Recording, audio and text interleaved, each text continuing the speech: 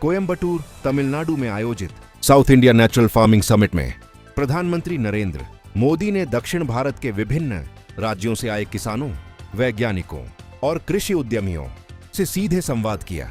इस महत्वपूर्ण कार्यक्रम में प्राकृतिक खेती, टिकाऊ कृषि मॉडल और किसानों की नवाचार क्षमता को केंद्र में रखकर व्यापक चर्चा हुई।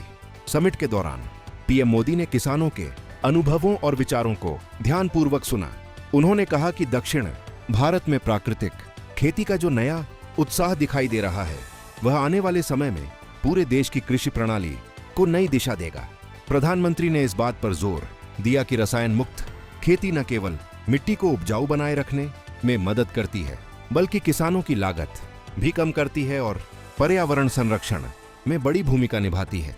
किसानों ने प्रधानमंत्री के सामने अपने इनोवेशन और प्रयोग साझा किए, जैसे कि स्थानीय संसाधनों का उपयोग करके जैविक खाद तैयार करना, सूक्ष्म सिंचाई तकनीक का विस्तार, फसल विविधीकरण और बीज संरक्षण मॉडल।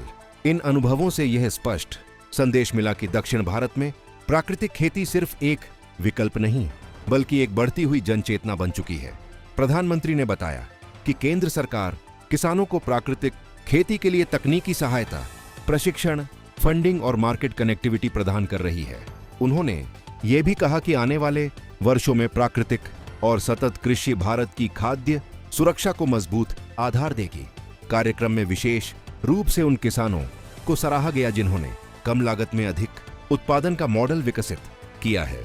उनके प्रयासों ने यह दिखाया कि अगर विज्ञान और परंपरागत ज्ञान को साथ लाया जाए तो खेती को न केवल लाभकारी बल्कि पर्यावरण के अनुकूल भी बनाया जा सकता है। समिट में विशेषज्ञों ने प्राकृतिक खेती को जलवायु परिवर्तन के समाधान से जोड़ते हुए कहा कि रसायन मुक्त खेती से मिट्टी की गुणवत्ता सुधरती है, जल प्रदूषण घटता है और जैव विविधता बढ़ती है।